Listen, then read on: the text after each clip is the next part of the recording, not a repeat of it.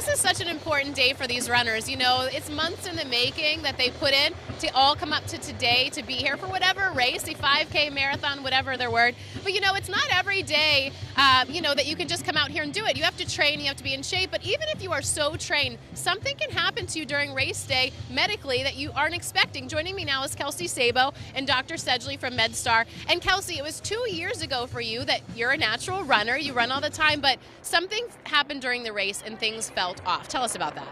Yeah, so in 2022, I ran the half marathon. I had just moved to Baltimore, so I was new to the hilly course, but I've always been a runner, so I thought nothing of it. I was in nursing school and took off like any other normal half marathon that I run for fun on the weekends. And at about mile 13, I started to feel a little funny, but I was almost done, so I tried to power through, and that's where things took a turn for the worse. At mile 13, right before the end, a bystander saw me, thought I looked off. I didn't know the passcode to my phone.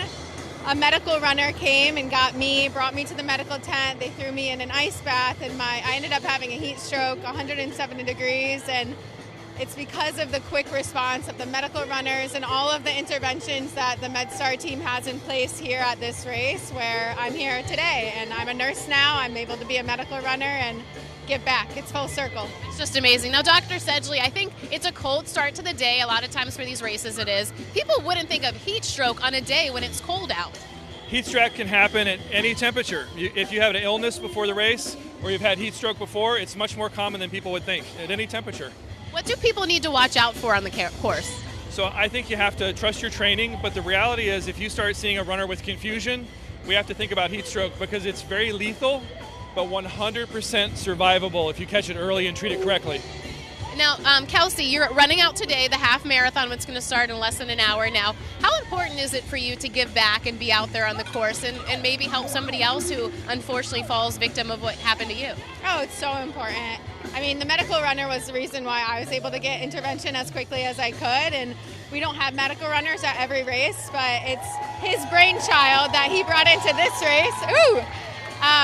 And it just feels great to be able to give back, there's only medical tents every like 3 miles, so stuff can happen at any point in the course, so it's nice to be a point of safety for runners, and the biggest thing is that we hope we aren't needed.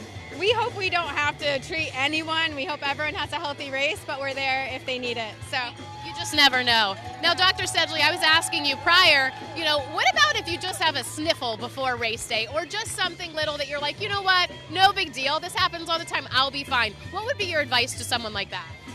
So in general, we always say make sure you're okay to run, and we say if you have symptoms below the neck, like chest pain, you can't breathe, we don't recommend you run.